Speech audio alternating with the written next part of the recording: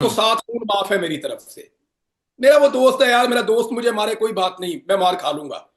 तो मेरे मामले में आप कम से कम उस पर तनकीद ना करें, बाकी जिस मर्जी मामले में करें। अब वो कितनी हैंडलिंग करता, वो बेचारा रो रहा था, मैंने उससे कहा क्या हुआ, कहता है यार बेबस हो गए थे भाई। मैंने कहा क्या हुआ, कहता है जिंदगी में इतना बेबस कभी नहीं हुआ भाई, जो इस मामले में इन्होंने कर दिया हमें। ना कोई अदालत, ना कोई इंसाफ, ना कोई पुलिस, ना कोई कानून, कुछ भी नहीं था। टोटली ब्लाइंड थे, कुछ इनको पता टोटली। नहीं था। वो ऐसा बेचारा ही कभी ऐसा ही। किसी को, तो कभी मेरे घर वालों को जाके कहता था जी पता चल रहा है, इंशाल्लाह कोई ना कोई क्लू मिल गया, जल्दी आ जाएगा। कभी मेरे घर वालों को सुलाने के लिए उनको कोई तसल्ली झूठी दे जाता था। उसने मुझे अपने मुंह से कहा, उसने कहा यार मैंने लोगों के साथ इमरान झूठ बोला है। लोग रोते थे, भिलकते थे, मैंने उनके साथ झूठ बोला है, अपनी तबीयत के खिलाफ मैंने ऐसी बातें बोली हैं जो मुझे नहीं बोलनी चाहिए थी। लेकिन मैंने झूठ बोलना पड़ा मुझे लोगों के साथ, तेरे घर वालों के साथ झूठ बोलना पड़ा मुझे। इनको झूठी तसल्लियां दे दे के मैं जाता रहा हूं। मैं बेबस हो गया था, मुझे रोने दे तू आज। ये अली के हालात थे जिस दिन मैं वापस आया था। तो आप कानूनी तौर पे क्या हैंडलिंग करते हैं, यानी क्या हैंडलिंग होगी। भाई मुझे उठा लिया, उठा के गायब कर दिया, उनको परवाही कोई नहीं है।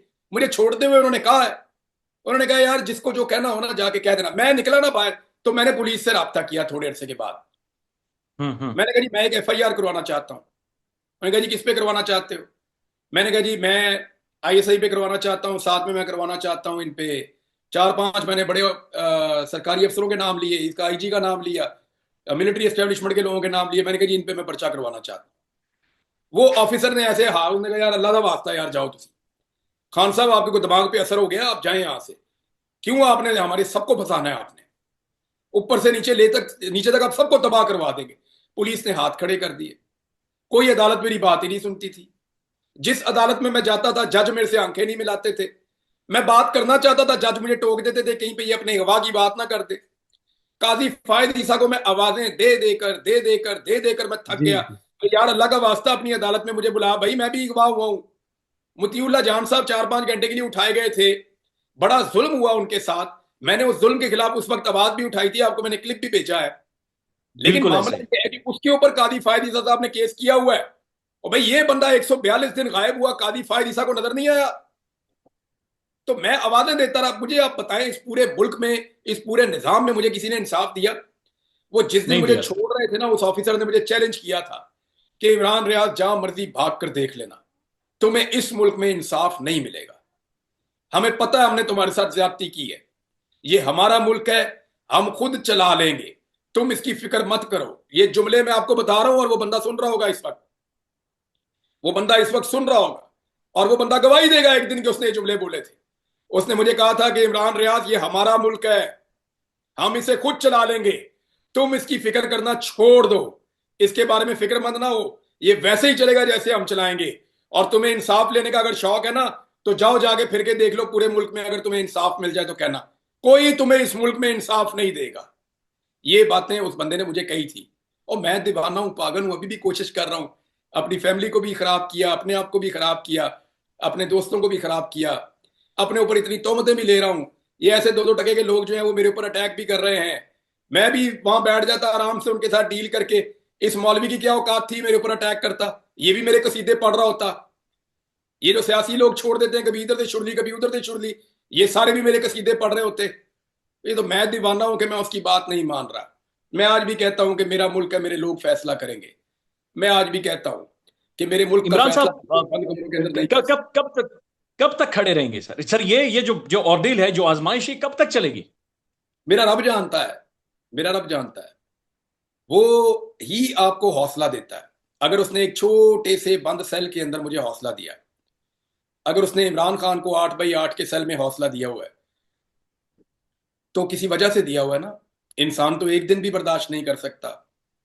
इंसान के लिए तो 24 घंटे बहुत ज्यादा होते हैं, खत्म ही नहीं होते। तो ये मेरा रब जानता है उसने हमें कब तक लड़ाना है। हो सकता है वो हमसे हमारी सकत छीन ले, या हो सकता है कि वो हमें कामयाब कर दे। तो कामयाबी मेरे रब की तरफ है। मेरी सिर्फ ये दुआ है कि या अल्लाह हमें सुरखरू कर, या अल्लाह हमें सब्र दे, या अल्लाह हमें हिम्मत दे, या अल्लाह हमें हक और सच के ऊपर कायम रहने की तौफीक अता फरमा। इमरान साहब, ऑलवेज प्लेजर। मैं सीरियसली, हम सब आपके सामने शर्मिंदा हैं। हम ये तस्लीम करते हैं कि हमारे होते हुए हमारी आंखों के सामने आपके साथ ज्यादती हुई, जुल्म हुआ और आपको इंसाफ नहीं मिला। हम बाहसियत कौम, यकीन माने, आपसे शर्मिंदा हैं सर। नहीं नहीं, मैं सौरभ भाई देखें, आप लोगों को तो मैं जितना आप लोगों का शुक्रिया अदा करूं, मेरा तो कोई नाम लेने वाला भी नहीं था, कोई मेरे से बात करने वाला भी नहीं था। आप लोग कम से कम वो लोग हैं जिन्होंने बात तो की, जिन्होंने आवाज तो उठाई थोड़ी बहुत। लेकिन आप ये देखें, कुछ गिद्ध यहाँ पे ऐसे भी हैं कि मैं लापता था और वो पीछे से मेरी बैशिंग कर रहे थे, और आज भी उन्हीं को लॉन्च किया गया है। तो मुझे तकलीफ होती है, ऐसे लोग जो मजहब का लिबादा ओढ़ के, यानी नाम लेते हैं आप अल्लाह और रसूल का, बात करते हैं आप मुनाफकत के खिलाफ, और सबसे ज्यादा मुनाफकत आप अपनी वीडियोस के अंदर कर जाते हैं कि जनाब हमारा प्लेटफॉर्म गैर सियासी है और सारी सियासत भी आप उसके अंदर ठोक देते हैं। ये सौदा और ये मंजन अब हमने नहीं बिकने देना। ये बंदे के पुत्र बनेंगे, नहीं तो इनको हम बनाएंगे इंशाल्लाह। बहुत शुक्रिया भाई। प्लेजर हैविंग यू सर, बहुत शुक्रिया, अस्सलाम thank you so much, thank you Imran sir, thank you. Pakistan में इस वक्त सबसे बड़ा मसला बोलने का है। पाकिस्तान में बोलने नहीं दिया जाता, जुबानें खींच ली जाती हैं, डर है, खौफ है, टेरर है।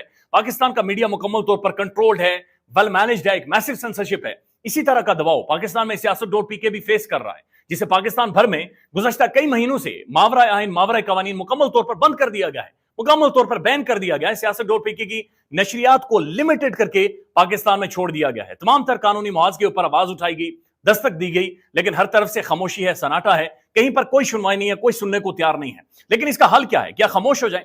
क्या सवाल ना करें? क्या मालूमात आप तक ना पहुंचाएं? क्या इंफॉर्मेशन आप तक ना पहुंचाएं? मालूमात भी पहुंचेगी, इंफॉर्मेशन भी पहुंचेगी, सवालात भी उठेंगे, लेकिन अब आपने रोल प्ले करना है, आपने अपना किरदार अदा करना है। और छोटा सा एक प्रोसीजर है, प्रोसेस है, उसके बाद आप अपना किरदार अदा करें और हमारी मदद करें। पहले आपने यह करना है कि हमारे यूट्यूब चैनल को सब्सक्राइब करना है, उसके बाद ज्वाइन के बटन के ऊपर जाना है, क्लिक करके हमारा मेंबर बनना है। या फिर दूसरा ऑप्शन यह है कि आपने वीडियो की डिस्क्रिप्शन में जाना है, वहां पर पैट्रियन का लिंक मौजूद होगा, उस लिंक के ऊपर क्लिक करें और हमें सपोर्ट करें, हमारा हिस्सा बने, हमारी ताकत बने।